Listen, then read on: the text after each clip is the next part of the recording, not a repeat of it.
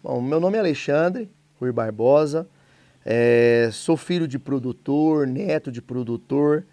Desde a idade de 6 anos eu tive o primeiro contato com os animais, com a morte do meu avô. A gente acabou migrando, saindo do sul do estado de Goiás, indo para o norte, para o Vale do Araguaia. Então, assim, eu gosto de contar assim, que a minha mãe que vem da linhagem de produtor, né? Meu pai, ele não tem esse perfil, né? Mas eu acabei que ao herdar as fazendas lá do meu avô, nós também acabamos herdando os funcionários, os colaboradores. Então, e aí é um agradecimento, porque quando eu propus e quis aprender, toda a vida gostei, aprender a lida dos animais, eu acabei aprendendo com quem? Com os vaqueiros. Por isso que eu respeito muito essa profissão, por isso que eu gosto muito. Em vários eventos eu deixo bem claro que eu me considero um vaqueiro, né? E em grandes momentos os próprios vaqueiros não conseguem enxergar a importância. Porque várias pessoas têm que entender que as grandes tecnologias na pecuária, elas são inventadas por grandes laboratórios, grandes empresas, mas quem executa é um vaqueiro. Olha a importância dessa pessoa dentro da fazenda. Então eu comecei a aprender com eles e eu tive a oportunidade de sair, fazer uma universidade. Minha formação sou zootecnista. E nesse período a gente passou estudando, aprendendo essa parte lá, técnica. Eu ainda falo muito nos meus eventos que eu lamento que ainda algumas universidades, algumas faculdades ainda não têm a presença de matérias específicas na parte de manejo racional. Existe parte de bem-estar animal? Existe. Eu fico revoltado quando eu vejo bem-estar animal sendo proposto como matéria optativa. Não, gente, não é optativa, é a base de tudo que a gente faz. Se você vai trabalhar com animal, é a base. Então, no meu período, que foi de 2000 a 2004, eu não tive esse prazer que alguns estudantes estão tendo de falar de etologia, de bem-estar animal, né? E ao formar, eu saí e na época eu fiz a minha monografia na área de reprodução, e eu talvez no intuito ali de trabalhar com reprodução, nutrição, e recebi um convite na própria fazenda que eu fiz o meu trabalho de final de curso. E ele falou: olha, Alexandre, vem trabalhar com a gente que a gente tem um projeto de nutrição, uma empresa de nutrição, e gostaria muito que você trabalhasse com a gente. A gente que iniciou esse trabalho e como zootecnista, com o tempo eu comecei a estudar, começamos a montar, foi uma grande empresa. E nesse período, em 2005, aconteceu o grande divisor das coisas, né? Porque na minha cabeça, a lida dos animais só existia uma. Porque foi me apresentar todas as pessoas, eu falo que a parte de lida dos animais, ela é um problema cultural, porque você aprende de uma forma só. É aquela forma, como eu aprendi com os vaqueiros, que fazia parte daquela coisa da época do meu avô, gritar, bater, correr, muito acidente, isso tudo era normal, era um ruim que era normal, né? Então, assim, nesse momento, eu peguei e cheguei num domingo de manhã no Globo Rural e comecei a ver a reportagem lá de uma americana. E essa americana estava falando exatamente de uma alternativa, de uma forma diferente de lidar com os animais. Uma forma que era construída através do conhecimento sobre os animais. E claro que qualquer pessoa na minha situação, criado na pecuária, como filho de pecuarista, também como pecuarista hoje, né? Eu falei, mas o que é essa forma? Não tem como, a forma é a que nós aprendemos. E ela foram, se eu não me engano, 4 domingos, né, falando sobre isso. E foi assim, emocionante. Emocionante por saber que existiam alternativas. Então eu deixo muito claro que as pessoas têm que entender que quando a gente fala do manejo racional e tenta mostrar isso, de maneira alguma eu quero falar que aquilo é errado e o outro é certo. Eu quero mostrar para as pessoas que amam o que fazem, as pessoas que amam realmente os animais, o bovino, o cavalo, né, que existem alternativas. Só que talvez a gente não tenha o conhecimento. E naquele momento eu comecei a ver um conhecimento, uma alternativa. E aí foi aonde que na série das 4 reportagens, o dono da propriedade, junto com o gestor, né, nos chamamos e fazemos uma reunião e ele falou assim, ó, vamos implantar isso aqui. Vamos ser uma das primeiras fazendas, talvez não do Brasil, mas do estado de Goiás, a implantar o manejo racional.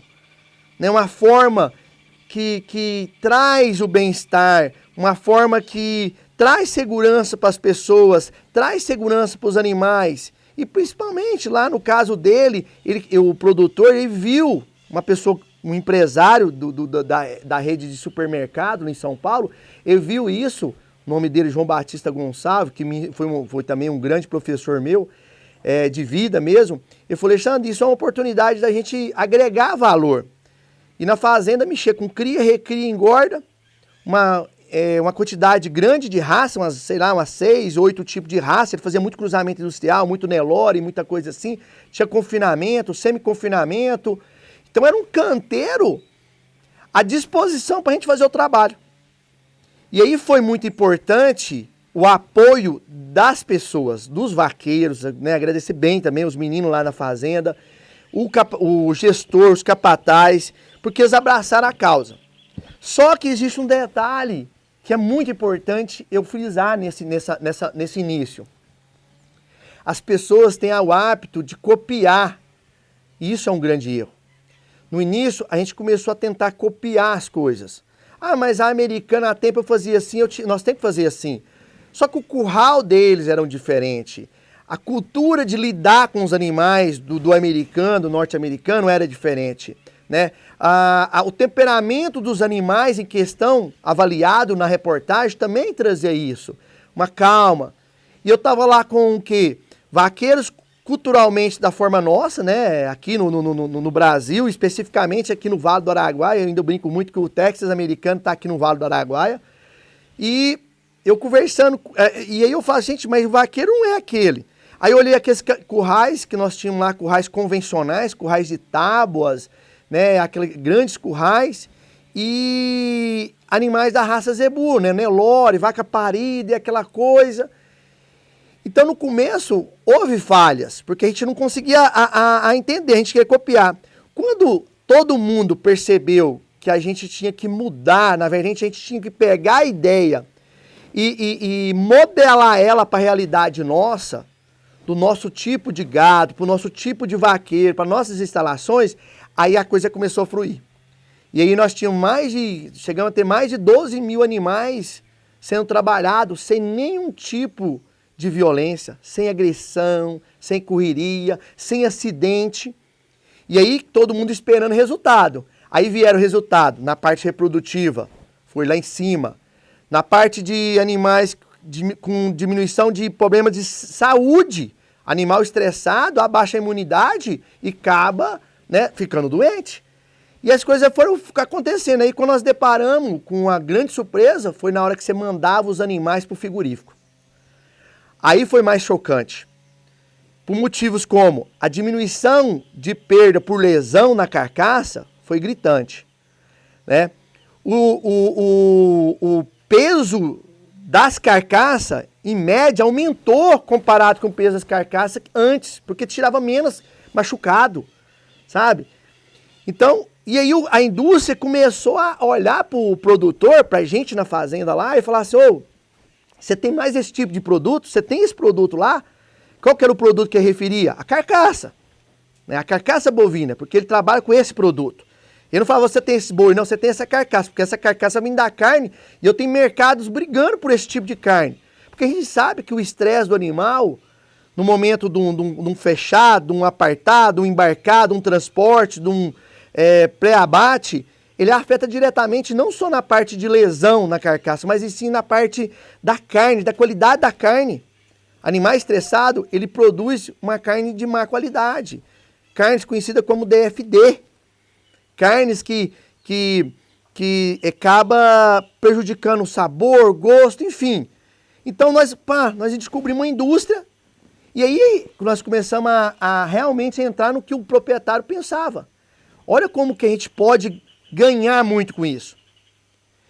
Inicialmente as pessoas viam com um olho um pouco diferente. Achava quando a gente propôs a fazer, as pessoas vinham, gostavam, mas não tinha coragem de aplicar na fazenda. Achava que era impossível, né?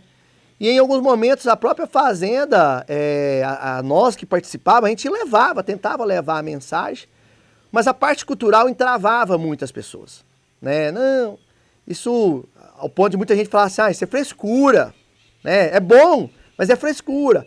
Eu já escutei de grandes profissionais que eu respeito muito em outras áreas, falam, não, Alexandre, a parte de bem-estar animal, de manejo racional, isso é moda, um dia acaba. Bom, depois de 4 anos, né, trabalhando e um canteiro imenso e aprendendo muito, inicialmente eu não tive a oportunidade de ter uma ajuda igual a gente tem hoje através de um treinamento, porque hoje eu faço parte de uma instituição chamada Senar, né? Ela proporciona, né, levar esse tipo de informação através de treinamento, mas na minha época não existia isso. Inclusive eu recebi o convite para fazer parte dessa elaboração desse treinamento único, ímpar no estado de Goiás. Então, a empresa, a fazenda em si, e a empresa de nutrição foi vendida para uma outra grande empresa. A fazenda, o dono resolveu repartir ela com os filhos. Alguns venderam, outros se arrendaram, outros tocaram. Enfim, aí eu cheguei numa situação que eu recebi um convite da atual empresa que tinha comprado a empresa de nutrição para fazer parte da equipe, porém na linha de nutrição. Só que aí eu já descobri que eu já estava apaixonado pelo manejo racional, pela parte de bem-estar animal, por conhecer a cada dia mais o comportamento animal, por querer entender como que eu podia implantar isso. Aí já não tinha volta mais, eu já estava não tinha. Aí eu comecei a ver o que poderia ser feito. Aí foi a ideia de cair na estrada, começar a fazer alguns trabalhos, né, ali particular. E foi quando um instrutor do Senar, né, o Diogo, né, meu amigo Diogo, vendo um trabalho meu feito lá na fazenda de uma cliente, falou, Alexandre, leva isso para a instituição Senar, que é muito bom isso que você está fazendo aqui. Eu peguei, fui lá para a instituição Senar, sentei na mesa, agradeço muito o apoio que eu tive lá, né, de coordenadores. Hoje continuo sendo instrutor do Senar. Na época quem me recebeu foi o Marcelo Penha, uma pessoa maravilhosa, né? E nesse momento que eu estava lá na sala, apareceu o nosso presidente, né, Zé Mário. Talvez ele não se lembre, mas eu lembro bem disso. Ele chegou lá na sala e estava meio fechada a contratação para fazer novos treinamentos. E ele pegou e falou assim, não, eu quero esse treinamento. Esse treinamento ele tem que fazer parte da pecuária goiana. É uma pessoa muito visionista, ele sabia que ele conseguia enxergar a importância disso, conseguiu enxergar a importância. A partir daí, eu comecei a ser instrutor do Senar. Isso realmente foi também outro divisor de água, porque aí eu tive a oportunidade de ir em várias fazendas levar, mas adquirir. Porque foi mais um grande canteiro de aprendizagem.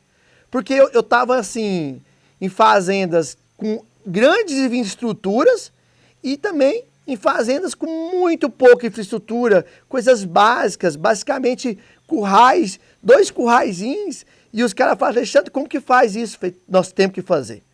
O manejo racional, ele tem que ser algo que pode ser implantado do pobre ao rico, dos animais mais caros com os animais mais baratos, com pessoas com muita instrução ou com pouca instrução. Ele tem que fazer parte. Eu falo que o manejo racional é igual a água para a vida. Ele tem que existir dentro da propriedade. As pessoas, eu tenho depoimento de pessoas que antes de conhecer o manejo racional e depois ela fala assim, se eu soubesse que trabalhar com o manejo racional era tão bom e trazia tantos resultados, eu tinha investido primeiro no manejo racional que na nutrição, que na sanidade, que na genética. As pessoas se apaixonam. Ele é a base de tudo. Não existe uma boa genética se não existe um trato bem com os animais. Não adianta eu falar em reprodução se o animal que chega lá dentro está estressado, está com medo.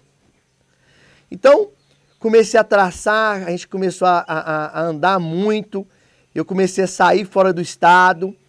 Em um determinado momento eu conheci a americana, né, lá, olhando ela, estava organizando, querendo ir para os Estados Unidos para conhecê-la. E eu tive a oportunidade de conhecê-la aqui no Brasil. Ela fez uma turnê aqui em 2014. E eu larguei tudo e fui lá, vou acompanhar ela. Temple Grandin, né? E ela tem, quem puder assistir, ler o livro, ver material, ou assistir o filme dela, Hollywood acabou produzindo um filme dela, é apaixonante o filme dela. E lá, quando eu tive a oportunidade de ver a pessoa que criou, né, parte desse universo, porque se fala em bem-estar animal, desde 1800 e alguma coisa lá atrás, existe o conceito das 5 liberdades, mas ela, com a sensibilidade que ela tem por ser uma pessoa autista, ela fez algo que as pessoas não conseguiam enxergar. Eu falo muito que Deus, em tanto e tanto tempo, ele põe pessoas especiais no mundo para fazer a humanidade evoluir. Einstein era um autista. Olha como ele transformou a física, né? Um grande jogador, o Messi, ele tem o seu grau de autista lá, né? E pessoas que talvez estão escondidas por aí, mas pessoas que têm um grande valor, que contribuem muito. E a Temple, o que ela apresentava, o autismo, ela tem uma sensibilidade de ver coisas que nós acreditamos que somos normais, não vemos. E ela viu. E ela começou a ver isso e começou a lutar por isso. Então acabou virando a gente brinca, a minha guru, né? A pessoa que eu espero. E não só pela técnica, mas pela força de vontade, pela persistência. Porque quando eu comecei há 16 anos atrás, né? Você imagina, se hoje é um tema polêmico, é algo difícil talvez de se aceitar, por ser cultural, você imagina ela. Há muitos anos atrás, ela está com 74 anos, 70 e alguma coisa hoje, você imagina ela, uma mulher autista, falando em uma técnica sem violência, que entenda os animais, que não bata, que não pratique violência. E aí a Temple, eu cheguei, tive a oportunidade em 2014 conhecer, acompanhar, ver ela. Então, quando você acredita em energia, você só está no meio de uma pessoa daquela, você sabe que você já recebeu uma carga de energia positiva.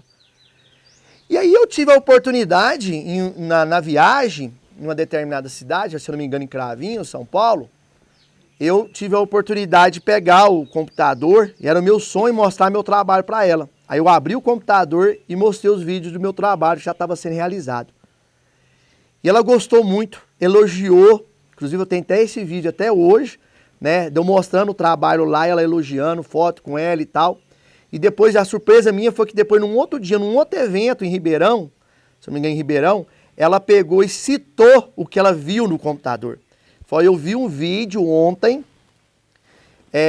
aonde que animais da raça Zebu, Nelore, dentro de um curral convencional, né, fazendo manejo racional. Bom, pessoal, assim, a gente tenta mostrar a todos o que significa realmente, né, o manejo racional. Então, assim, quando você estuda sobre bem-estar animal, e esse estudo já é feito há muito e muito tempo, através das 5 liberdades, a gente tem que entender que quais são, qual é o trabalho que você pode ser feito para levar ao bem-estar animal. Existe o bem-estar animal trazido pela parte de conforto, de ambiente, existe a parte nutricional, existe a parte de sanidade, existe a parte de lida, né? Que é o trabalhar com os animais, é o movimentar, é o apartar, é o embarcar, é o tocar. E aí as pessoas acreditam muito que só essa parte de lida se encaixa na parte de manejo racional. E não é. Manejo racional, quando você fala em manejo racional, você fala num universo muito grande. Porque na verdade é manejar, é lidar, é manejar. Então em todas as ações que existe o bovino, em todas as ações que você trabalha com o bovino, que tem o bovino fazendo parte, você tem que realmente usar a racionalidade nas tomadas de ações. Não, eu acho que falar sobre o que é o manejo racional, né? Eu acho que, tipo assim, o bem-estar animal. Toda ação feita que traz bem-estar animal, né, ele é benéfico. Então, por exemplo, vou dar uma linha, uma boa nutrição leva ao bem-estar animal, um bom programa sanitário leva ao bom bem-estar animal. Uma boa lida leva ao bem-estar animal, né? Então, assim, existem várias coisas que levam ao bem-estar animal. Só que as pessoas têm que entender que o manejo racional em si, ela não é simplesmente um termo utilizado só para a lida, a parte de lidar, de tocar, de parar, de apartar. É muito mais coisa. As pessoas acabam depositando muito essa coisa do manejo racional em instalações. Eu tenho que ter um grande curral, um curral assim, um curral Y, não sei o que, eu tenho que isso. Calma. Manejo racional ele é feito por pessoas. Ela deixa bem claro, apesar dela ser a criadora dos currais anti-estresse lá, denominado, ela deixa bem claro que o manejo ele é criado pelas pessoas. O curral e mesmo a bandeirola, a bandeira que ela propõe a ser utilizada no treinamento, elas são ferramentas, são equipamentos que te auxiliam, te ajudam, te dá segurança. A bandeira é um prolongamento do seu corpo que não permite você ficar tão próximo dos animais, né? Depois a gente pode falar, vamos falar bem especificamente da bandeira. Os currais te traz essa segurança para você não ficar, talvez em alguns momentos, ficar tão próximo também dos animais dentro de ambientes apertados, como corredores, seringa, tronco, locais dessa forma. Então, por mais que ela seja a criadora, ela nunca pôs que o manejo, os animais vão mudar só em função do curral. Ela é categórica. O manejo racional ele vai existir porque existem pessoas no negócio. Porque é algo muito mais que... É algo mais que... Não é palpável. É emoção. Tem emoção na coisa. Tem o entender comportamento de animal. Tem felicidade, tem alegria, tem anseios. Isso também do animal, não só das pessoas. Então, assim, foi assim, maravilhoso essa uma semana que eu fiquei com ela andando no estado de São Paulo. Voltei com muito mais ideias. E aí as coisas começaram a fluir de uma forma que até hoje, amigos meus próximos, falam que a gente tem muita facilidade de ver coisas e criar coisas. Mas aí a gente aprende, quando você vira um bom observador, por causa do comportamento dos animais, você começa a ver os problemas comuns que tem nas fazendas. Mas aquele cara tem dificuldade com a lida, tem dificuldade de fechar o gado no curral. O outro também tem, Então nós vamos ter que abordar, nós vamos ter que resolver esse problema. Então eu comecei a ver isso, a gente começou a trabalhar dentro da técnica de manejo, mas basicamente muita coisa dentro de curral. Essa coisa do trazer o gado de fora, antes eu não ia lá no pasto, no pasto. Só que quando o gado chegava, o gado já estava estressado. Muitas pessoas olhavam e falavam, Alexandre, olha como é que o gado está. E isso dificultava o nosso trabalho lá de manejo. Porque os animais eu tinha que esperar, eu tinha que fazer os animais acreditar novamente na pessoa. Porque um pouco atrás, ela estava com medo das pessoas, porque as pessoas estavam correndo e gritando atrás dela lá no pasto. E aí, ó que chega, eles estão tudo assustados, tudo com medo. E aí, aonde que eu comecei a entender que eu tinha que ir lá no pasto também. Aí era outro universo. Aí saiu do universo que eu tinha. Porque quando você vê a base do manejo, ele é muito curral, transporte, embarque, alguma coisa assim. E eu comecei a ver que eu tinha que ir lá. Porque eu tinha que chegar com o animal mais tranquilo, né? Não só porque facilitava para mim, mas eu não estava fazendo o circo completo. Eu estava falando em bem-estar animal, mas eu estava deixando o animal sofrer lá no pasto? Não. Aí eu comecei a acompanhar as pessoas no pasto. Comecei a acompanhar e trazer o gado. Aí no que eu comecei a trazer o gado, eu comecei a perceber o quanto que foi legal, o quanto que isso respondeu. Então, o manejo, o fazer, o levar o animal estar tranquilo, ele começa desde a hora que você chega no pasto. A forma certa de você entrar no pasto, a forma certa de você juntar o gado, a forma certa de você trazer o gado pro curral. E aí lá dentro do curral, a forma certa de você trabalhar com ele, dentro dos compartimentos lá. A forma certa de você levar ele novamente, soltar ele, levar ele de novo. Ou a forma certa de você embarcar esses animais. Qual é o caminhão? A gente vai falar especificamente sobre esse tema de boas práticas de embarque, de transporte, de frigorífico. Então, você começou a ver assim. Aí eu comecei a enxergar dois elos. Eu estava no curral, mas eu tinha uma demanda que era o pasto, o lida lá no pasto, e tinha também, comecei a enxergar também do outro lado. Uai, peraí. E esse boi que eu embarquei aqui, ele vai entrar dentro do caminhão, ele vai ser transportado e vai chegar no frigorífico. E isso também, comecei a ver nisso uma oportunidade de fazer um treinamento. Lá no pasto, ao buscar, eu comecei a perceber que existia outro ser vivo, além do homem e o boi. Existe o cavalo. E aí eu chegava com os animais super tranquilos, talvez, mas eu olhava as pessoas deixavam o cavalo amarrado lá no sol, sem beber água, a barrigueira arrochada, alguns animais apresentando alguma ferida. E aí eu me voltei lá atrás novamente, quando eu percebi que lá na parte de bovinocultura eu só tinha um jeito, eu aprendi só um jeito. E aí eu descobri uma alternativa que era o manejo. E eu percebi que o vaqueiro, na parte do cavalo, ele também só sabia um jeito. Eu também só sabia. Aí foi onde que a gente tomou a decisão, e com a ajuda da instituição Senai e várias pessoas, principalmente o pessoal da equipe do cavalo, eu comecei a buscar informação sobre o cavalo. Fiz o curso de cavalo, de rédea e tal, só que ainda não estava me atendendo. Aí eu cheguei, na época era o coordenador Marcelo Penha, Fei Penha, nós poderíamos criar um treinamento denominado algo em relação à equitação rural, o uso do cavalo na pecuária de corte. E hoje acabou se tendo o nome lá, é Lida Racional de Bovino de Corte com Equites. E eu falei, Alexandre, como que funciona isso? Aí eu expliquei para ele, falei, vamos fazer uma reunião, vamos todo mundo lá para a fazenda, nós reunimos em dezembro, na época dessa, e pegamos grandes profissionais, como Hélio Fábio, Vago Costa, Getúlio, Tiago, Álvaro, sabe, Diogo, cara, os grandes, para mim, grandes profissionais, grandes professores meus na parte de cavalo. E fomos para lá, ficamos 3 dias com bate-papo, eu mostrei para eles que eu gostaria muito de um cavalo, mas sendo usado para a lida. Porque quando você chegava na fazenda, você via uma pessoa laçando de um jeito, o outro laçando, um usando um tipo de corte, um usando um tipo de arreio, outro usando um tipo de embocadura, um cavalo sofrendo, o outro cavalo, o outro era burro, não sei o quê. Era tanta coisa diferente que eu falei, não tem como, tanta coisa diferente tem resultados diferentes. Aí foi aonde que eu falei, olha aí onde o local que nós vamos ter que trabalhar. Aí foi criado, né, esse treinamento pensando dessa forma. Do outro lado da cadeia, que eu falei da parte da carne, essa muito mais impactante, porque ela é uma coisa até mais fina, que foi quando eu fui entender o que realmente a gente produzia.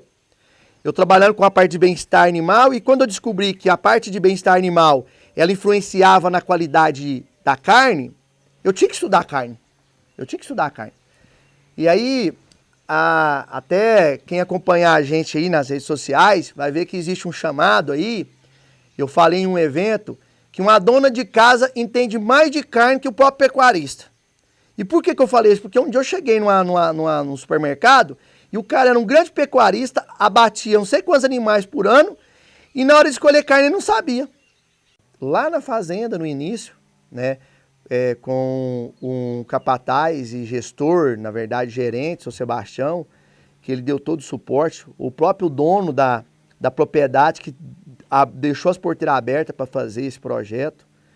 E aí depois a gente, ao sair e buscar mais conhecimento, oportunidade de conhecer o professor Matheus Paranhos, com toda a equipe dele, a gente sabe a importância da parte científica do negócio, porque a partir do momento que os dados comprovam o efeito do manejo acional na reprodução, na qualidade de carcaça, qualidade de carne, perdas, produção, então isso acaba fazendo o produtor enxergar que o manejo é importante, o bem-estar dos animais é importante. Talvez não é só simplesmente o fazer o bem porque é obrigação. E as pessoas, no meu caso, eu acredito muito na obrigação, é o certo.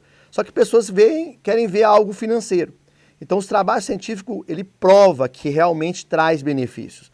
Né? Agora, recentemente, eu recebi de uma grande amiga uma publicação de uma grande revista falando, né, animal estressado produz mais metano, falando em até mesmo o efeito do estresse na parte de ambiente. Olha como que é interessante.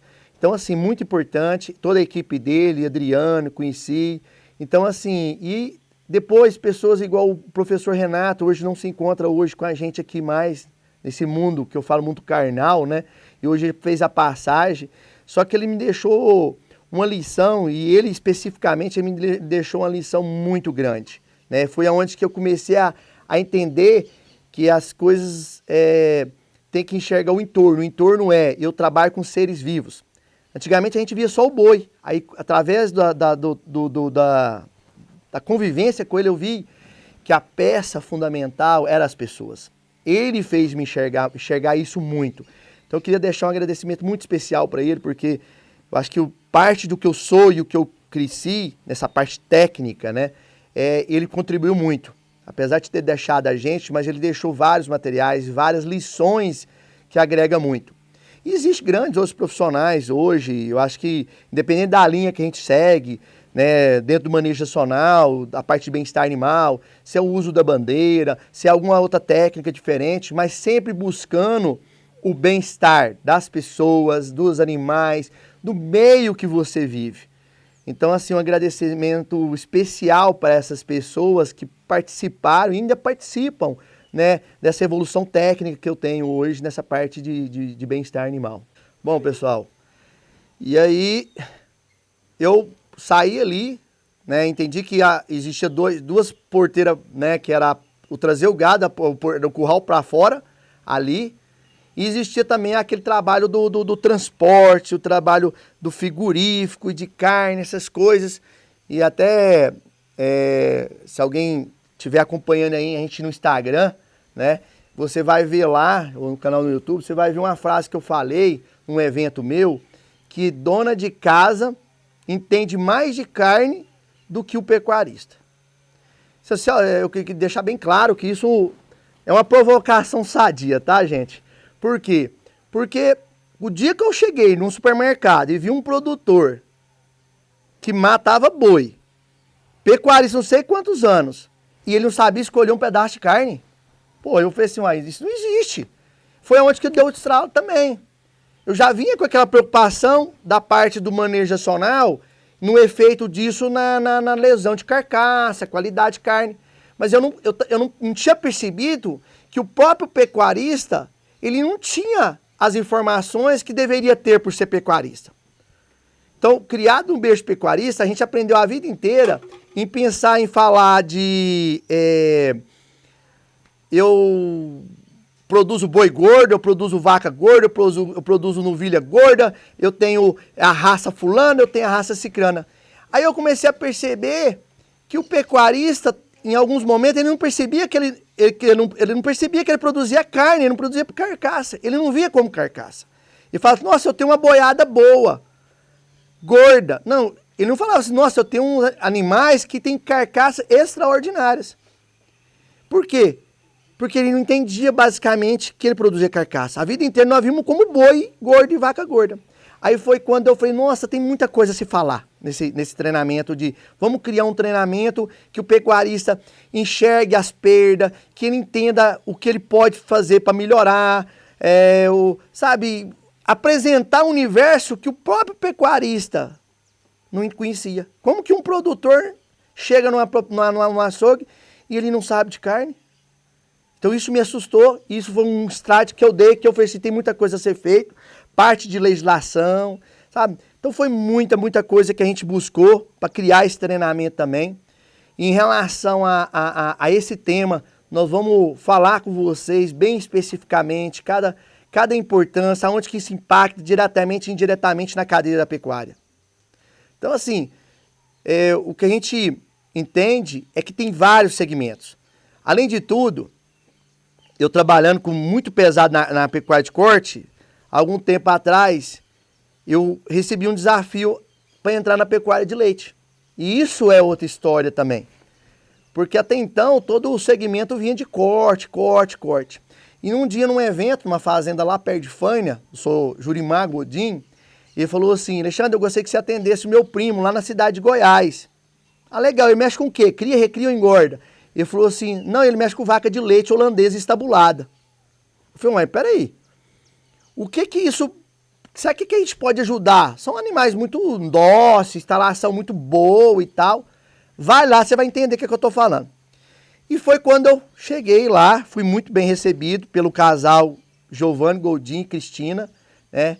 E a Cristina e o Giovanni e o pessoal lá, o Marcio, o gestor, a esposa dele, todo mundo lá, eles estavam lá e falou, Alexandre, nós trabalhamos assim com os animais. Aí eu comecei a entender, e eu brinco muito, que assim, o gado de corte, ele apanha porque ele é brabo, as pessoas acham que ele é brabo. E o gado cruzado holandês, animais de leite, que são super dóceis, ele apanha porque ele é lerdo. Falei, puta, eu olhava o rabo de alguns animais, os animais talvez não exatamente nessa propriedade, mas aí eu comecei a entrar na parte de leite, comecei a ver muita propriedade com muitos animais com o rabo machucado, quebrado, que as pessoas acham que o animal tá lento, quer pegar na cauda daquele, quer quebrar para fazer ele andar. Mais uma vez, um local para introduzir o manejo racional. Mais uma vez, para a gente fazer o manejo para levar o bem-estar dos animais. Impactar na parte produtiva do leite, reprodutiva, na parte de financeira, na parte de bem-estar animal, na parte de acidente. E a gente começou a trabalhar forte. E aí eu também ressalto muito um livro que eu tive a oportunidade de ler. São 3 livros. Quem trabalha com a linha de leite, se tiver oportunidade, acompanhe, leia ou acompanha o autor, que é o Jean Hudson, do elaborador do livro Cal Signis, Sinais de Vaca. E ele é fabuloso. Esse livro ele permite a gente não só trabalhar com o gado de leite, mas trabalhar com qualquer outra espécie animal. E o que me chama mais atenção é quando ele fala assim, ele ensina você a identificar as coisas. Ser um bom observador, não simplesmente olhar, mas aprender a observar. Então tem coisas que eu não esqueço, que eu uso todos os dias. O que vejo, como isso aconteceu, o que isso significa e principalmente para a gente a solução. Nós temos que ter a solução. Talvez é muito fácil identificar, né? Não é difícil identificar os problemas de uma propriedade, mas aí vem o grande desafio, as soluções. E aonde quando a gente talvez com não ter o conhecimento, acaba não tendo soluções. Aí você acaba fazendo, mesmo sabendo que aquilo não é legal, você faz porque não tem uma solução para o problema. E aí eu segui no leite, e isso começou a pegar uma proporção tão boa e tão grande, que nos últimos anos a gente acaba fazendo vários eventos. Então o tempo ficou assim, exclusivamente para fazer treinamento, evento, palestra, mas tudo físico. Tudo aquela coisa de ter que ir, tem que ter minha presença. E aí foi aí que nós, né, com toda a participação de uma equipe, de um grupo de pessoas, tivemos a ideia de levar isso num formato digital para todo mundo. Então assim, eu acho que a minha história é um pedaço dela. Claro, eu agradeço muito, especialmente também a Deus, né, a dar oportunidade a gente. Muitas pessoas falam assim, talvez não, Alexandre, você talvez tenha um dom de fazer isso. Sim, talvez Deus deu isso, mas eu tenho muita força de vontade, eu tenho dedicação, eu estudo, eu tenho paciência, porque não é simplesmente cair do céu as coisas. Deus faz a parte dele, a gente tem que fazer a nossa. Apoio integral, né? E eu agradeço muito também a minha esposa, né? Você imagina, eu tenho filhos e eu andando para tudo que é lugar, né? E ela entender que isso é algo bom. Ela também é filha de pecuarista também, então tá lá me ajudando lá em casa, a gente tem empresa e tal. Então assim, é muito importante isso. Para a gente ser um bom profissional, uma boa pessoa, a gente tem que ter uma base sólida de família. Então eu tenho a minha esposa, graças a Deus ainda tenho o quê? Meu pai, minha mãe, meus irmãos. Então assim, eu acho que a pessoa para fazer o que gosta, ela tem que ter a bênção de Deus, um apoio de família e gostar do que faz. Então isso talvez pode ser a chave do sucesso para qualquer pessoa. Aí o cara tá tentando parar de fazer o que fazia antes, né? A correria, grita, tentando raciocinar mais o comportamento do animal, aí vem um cara gritando e batendo. Aí ele não suporta a pressão. Com poucos minutos ele está lá ajudando o cara a bater. E fazendo uma ressalta no vaqueiro, né? Eu me considerando também como vaqueiro, acho lindo, é um puto de um profissional, poucos vaqueiros sabem que essa profissão é registrada no Ministério do Trabalho, vaqueiro é uma profissão. Só que eu gostaria muito de pedir, igual, especialmente para os vaqueiros, ou para as propriedades que têm o seu vaqueiro, que ele é um profissional, de uma forma prática, ele é um técnico. Ele tem que saber coisas básicas, né? Identificar a doença, medir febre. Faça um desafio para você que está aí do outro lado. Você mede a febre de um bezerro seu que está doente, aí na fazenda de corte. Ele tem que entender que existe equipamentos além de uma balança, de um brete. Eu posso utilizar uma fita que eu posso pesar. Eu posso fazer tabelas de média de peso de lote para eu tratar um animal em cima de um peso. Meu profissional do campo, que é o vaqueiro, ele deve saber disso. Sabe? Então, assim, um vaqueiro tem que entender o que é uma sonda esofágica, uma sonda alimentadora. Muitas vezes a gente vê um bezerro morrer sendo tratado com o medicamento certo, só que a gente esquece de hidratar ele. E será que vocês têm uma sonda para hidratar? Será que o vaqueiro sabe o que é isso? Ou ele sabe utilizar? Eu falo muito que muito vaqueiro, ele recebe a tecnologia e quem passa a tecnologia esquece de falar por que usar e como usar. Isso é muito importante para o sucesso da tecnologia. Muitas das tecnologias são abandonadas porque a gente esquece dessas simples duas perguntas, por que e como. Então, fica a dica, toda tecnologia, tudo que é implantado, tecnologia, quando eu falo, não é só um medicamento, não é só um equipamento, o próprio mudança de atitude, por que fazer manejo racional e como fazer o manejo racional, você tem que explicar. E aí eu vou abrir novo parênteses, quando surgiu a bandeirola, as pessoas foram loucamente atrás da bandeirinha, que é o símbolo do trabalho da Temple, né, a bandeira, e começaram a chegar numa fazenda, ver uma pessoa que passou pelo treinamento usar a bandeira, aí chegava na fazenda e falava, não, pega aquele pedaço de pau ali que tá com o ferrão, marra um saco, é bom demais. O vaqueiro não entendia por que estava fazendo, por que era bom, ele não sabia utilizar a bandeira e começou a pegar aquela bandeira, aquele pedaço de pau e começou a sacudir. Começou a bater e sacudir. Aí o gado, uma coisa era bater e ferroar, outra coisa era bater, ferroar e sacudir um saco. Os animais ficaram altamente com medo, muito medo, e os acidentes começaram a aumentar mais.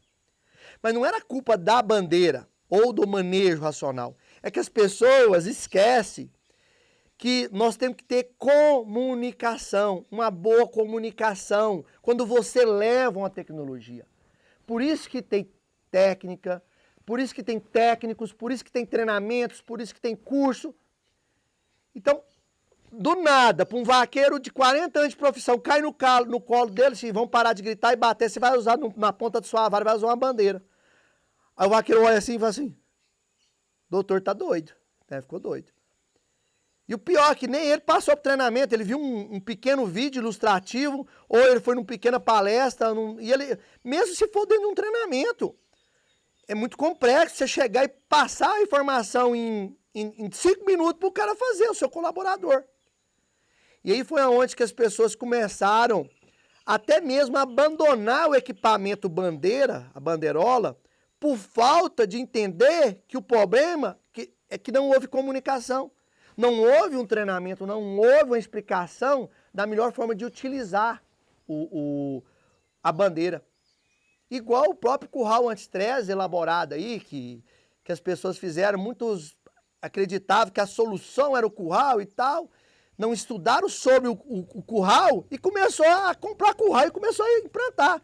Aí você chega em fazenda, onde que mais está acontecendo acidente? Ah, no curral anti-estresse, parecendo que o culpado é o curral. Não é o curral. Na verdade, você passou pelo treinamento, a sua equipe passou pelo treinamento. Então, a gente consegue a identificar pontos que o manejo racional não consegue ir para frente dentro da propriedade. E aí fica para vocês o alerta. Porque quando vocês trazer isso para dentro, vocês vão ter essas e algumas outras dificuldades. Por isso que você tem que ter o poder de observação. Eu cito talvez 4, 5, 6, mas isso não tira a responsabilidade tua para ver se existe algum outro ponto que não está deixando o manejo rodar. Talvez a própria infraestrutura, né? Talvez a pessoa faça, nossa, Alexandre, demora muito, a gente perde a paciência, porque nossa infraestrutura não é tão boa. Mas eu sei que eu consigo fazer manejo racional dentro de uma infraestrutura ruim, mas eu sei que demora. Aí a falta de paciência faz as pessoas começarem a correr e bater. Então começa a olhar se a sua infraestrutura, ela não contribui também, para você não abandonar. Então fica assim, bem claro a todos, que a implantação do manejo racional, o fazer ele é simples, mas o enxergar as mudanças e o querer mudar, aí é onde que em vários vídeos nossos a gente vai deixar essa dica para vocês. Nós vamos tentar, através de vídeos, mostrar situações em ambientes diversos que você pode assistir e tentar ver dentro da sua realidade o que pode ser mudado. O efeito do manejo racional dentro da reprodução. Como isso acontece? A partir do momento que você faz com que o animal venha, talvez troteando ou galopeando do pasto, e aí é onde que a gente começa a ver pessoas utilizando a famosa moto. Essa moto que promete rapidez e facilidade, ela pode ocasionar prejuízo, porque a gente sabe que para uma moto andar eu em cima dela, ela tem que ter uma determinada velocidade para não precisar pôr o pé no chão. Em situações de atendimento no campo, eu já vi pessoas fecharem lote que seria protocolado seminar de moto, e no final do dia, para aproveitar ali, ir lá de moto, abrir a porteira, e depois que o animal acabou de ser seminado, você ia de moto, buzinando e acelerando para levar o gado. Você imagina, eu estou trabalhando com um processo muito fino de reprodução, uma parte fisiológica muito fina, com um ser vivo, e eu vou pôr o animal para ir correndo na frente de uma moto. Então, quando eu pego esse animal, trago ele, no trazer, eu já estresso. Na hora de eu trabalhar com ele entre os currais ali, para fazer uma apartação, ou pôr ele na seringa, no tronco, no brete, eu estresso. Isso mexe com a parte fisiológica, que é a parte hormonal dele, que é a parte cortisol. Hoje, quando a gente vai medir se o animal está estressado ou não, a gente mede através desse hormônio cortisol. E esse cortisol tem vários estudos mostrando o efeito dele. E um dos principais é que altos níveis de cortisol, ele neutraliza a ação do LH, que é o hormônio da reprodução. Olha o quanto que eu posso travar o meu índice ou prejudicar meu índice, né? Simplesmente porque o animal está com medo, ele está estressado. Então, uma mudança simples de manejo, levando a racionalidade, uma lida gentil, sem grito, sem bater, né? Ele faz com que esse animal aumente a possibilidade de emprenhar. Muitas pessoas, e aí é um fato dentro da reprodução que está acontecendo muito, como o programa de ATF é algo nós podemos falar que não é velho, né, mas é algo que já está sendo praticado há muito tempo, a gente vê que tem muitos animais, e é uma dificuldade de todo produtor, a gente chega, o cara fala assim, minhas vacas têm dificuldade de entrar no brete. Não quer entrar no tronco, não quer entrar no brete, sei o quê. Aí eu faço até uma brincadeira com a pessoa quando fala que a vaca tem pirraça, né? Porque eu fico pensando assim, se a vaca não quer me obedecer, é porque ela tá com pirraça. Eu nunca paro para entender o porquê que ela não quer me obedecer. Já vi pontos que a pessoa olhar pro animal, o animal não quer passar na porteira e olhar e falar assim, você tá vendo o demônio aí? E na verdade, a gente, em uma determinada hora, nós vamos discutir sobre exatamente esses pontos de empacamento. Então o animal chega, não quer entrar no brete, eu falo aí, tá com pirraça. Aí eu brinco com ele, falei assim, então você entra lá no brete, agora, e você vai vindo. Ó, que você estiver chegando, eu vou deixar a porteira aberta, você vai vir correndo. E a hora que você estiver passando, eu vou meter a guilhotina da pescoceira em você. Pá! Eu vou fazer isso uma vez, eu vou mandar você voltar e mandar entrar. Ah, mas aí não, Alexandre, aí eu não vou entrar não. Aí eu vou falar que você tá com pirraça. Porque você não falou que a vaca tá com pirraça? É não, Alexandre. Na verdade, a vaca tá com medo, né? Ah, ela tá com medo. Agora, eu tenho um equipamento que chama tronco de contenção. E isto é muito importante a gente relatar dentro da reprodução. Por quê? Poucos, ou talvez nenhum, dentro de universidade, tem uma aula de como conter um animal no tronco de contenção. Se a base do trabalho de reprodução é feito dentro de um tronco de contenção, o termo é tronco de contenção, mas aqui em Goiás a gente conhece ele muito como brete de contenção. Então, se a gente não tem essa informação técnica trabalhada na universidade, a gente vem para o campo e acaba aceitando a que existe. E a que existe é aquela que o vaqueiro faz todos os dias, que é o famoso deixar a porteira aberta, estimular o animal a vir, e esse animal vem muito rápido, porque ele vê a saída e é onde ele toma pancada. Só que pancada atrás pancada vai gerar medo, e esse medo vai fazer que ele empaque, que ele não vai querer entrar nesse brete. E automaticamente o nível de cortisol desse animal está lá em cima. Aí o cara vai pegar lá um chicote, vai pegar um pau, vai pegar um ferrão, e vai pegar o famoso bastão elétrico, né, que a gente tem aí, aquelas bichinhas eletrinhas. É muito fácil, gente. Eu falo assim, as pessoas entender o porquê que o animal não quer entrar, é muito mais difícil de fazer isso, de entender o porquê, do que simplesmente ir lá e pegar um choque e dar. Você dá o choque, ela entra. Só que você tem que lembrar que com o choque você vai aumentar o cortisol, você vai continuar fazendo o animal ter cada dia mais medo do brete de contenção, e as suas IATF vai ser prejudicada.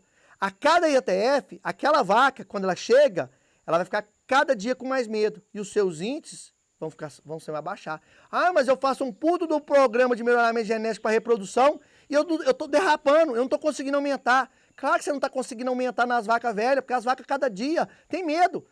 Quem tá daí sabe que tem vaca que chega e não quer entrar no brete. Tem aquela que entra e deita, já chega ajoelhada e os caras ficam loucos. Tem aquela que chega bem no da guilhotina. Essa der mais um passo e eu consigo fechar, mas ela não dá. E quando ela tá vindo, quer dar um passo, se o brete é de guilhotina de catraca, que faz barulho, quando ela escuta os primeiros 2, 3 dedos, vai crac, crac, ela já tira o pescoço, que ela já associa que aquele som vai ser abatida. Então, a parte reprodutiva do negócio, ela é tão afetada, fora o animal que pula, cai de costas, se machuca. Pessoas que vão lá inseminar, que o animal está se debatendo lá, e ele tenta conter e vai lá atrás, talvez o animal pode até acertar a coice nele. Eu já tive caso até de um médico veterinário, até foi numa parte de leite de gado de Girolanda, ele falou, Alexandre, esse animal não emprenha, esse animal me trincou as costelas, esse animal não tem jeito. Falei, então vamos fazer um protocolo diferente? Vamos fazer um manejo racional com ele? A que jeito? Falei, me mostra como que você leva seu animal lá pro brete de contenção, para você inseminar. Aí ele falou, não, vamos lá. Foi lá e foi pegar ela sozinho para trazer sozinho. Eu falei, não, você não vai levar um animal que é presa, porque Deus criou os predadores e as presas. E em um ponto eu vou especificar bem o que isso influencia na forma de pensar. Você não vai levar um animal que ele vive em grupo, ele é gregário e pensa com muito medo sozinho, não. Isso fica uma dica, não só para o pessoal de leite, que eu estou dando um exemplo de leite, mas para o pessoal de corte também. Ele queria pegar no novilha lá e levar para ser inseminada sozinha. Eu falei, não, você vai pegar ela com mais animais do lote, vai levar, nós vamos ensinar ela lá e aí vão ver o resultado. E assim foi feito. Nós chegamos com as amiguinhas dela, levou as titia, amiguinha, priminha, passamos ela lá, um animal super tranquilo, 1, 2, 3 vezes, que a gente vai falar em um determinado momento a parte de escolinha, de ensinar os animais. E aí, quando a gente fez isso, esse animal com super calmo, ele inseminou ela. E claro, todo mundo ficou ansioso para esperar o próximo resultado. E qual foi o próximo resultado? na diagnóstico da Preace, também foi junto com as vacas lá, positivo.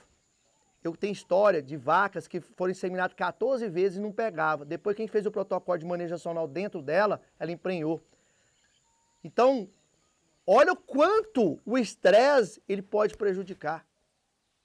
Então, a reprodução, ela realmente, né, existe, vou citar mais um exemplo de estudo que foram feitos, até foi, se eu não me engano, foi na Federal do Rio Grande do Sul. Né, foi no Sul, mas eu não lembro do qual estado, mas acredito no Rio Grande do Sul, pela Federal, mostrando o efeito dos animais que ficam aguardando. Quando o animal fica aguardando o tronco coletivo por muito tempo, esse tronco coletivo convencional, por muito tempo esperando para ser inseminado, quando ele chega, o nível de cortisol dele está alto. Mais uma pancada negativa. Então, olha como que a gente tem que entender essa parte de reprodução. E aí, não é só escolher sêmen. Né? A gente acha que é só escolher sêmen, é só inseminar. Não. O manejo racional, ele impacta em todos os resultados reprodutivos de uma fazenda. Bom, a motivação de vir para esse mundo online, esse mundo digital, foi quando eu conheci a Cibele, o Arthur, pessoas que fizeram entender que tinha como eu levar isso de uma forma muito maior. A partir do momento que eles viram a paixão que eu sinto pelo que eu faço, e a gente fazendo isso basicamente presencial, através de treinamento, através de palestra, eles apresentaram esse universo que a gente podia atender e ajudar um universo ímpar de pessoas, né, como produtores, técnicos, filhos, estudantes. Então, até mesmo a pessoa lá de casa mesmo, a própria dona de casa, né, que talvez ela não participa dos eventos da gente, mas através disso ela vai entender que existe um conceito de trabalhar com os animais, que não há maltrato, que quando ela pensar em comer um produto de origem animal, ela pode ter a consciência tranquila. Porque esse animal, esse pedaço de carne, ou esse bife, ele foi criado lá numa fazenda, esse animal foi criado sem nenhum tipo de maltrato. Então como que eu ia alcançar uma casa lá na cidade se não fosse através desse sistema que a gente propôs a fazer com essa equipe maravilhosa? Talvez não tinha esse sentimento de que eu poderia ajudar de uma forma diferente. E aí quando eu descobri essa forma, aí nós começamos a fazer esse grande trabalho. Através da Cibele, através do Arthur, através da equipe de filmagem, de trabalho com a gente, que eu queria agradecer a cada um de vocês por esse apoio. Mas eu só tenho que agradecer a Deus por ter a oportunidade de ter aprendido mais essa.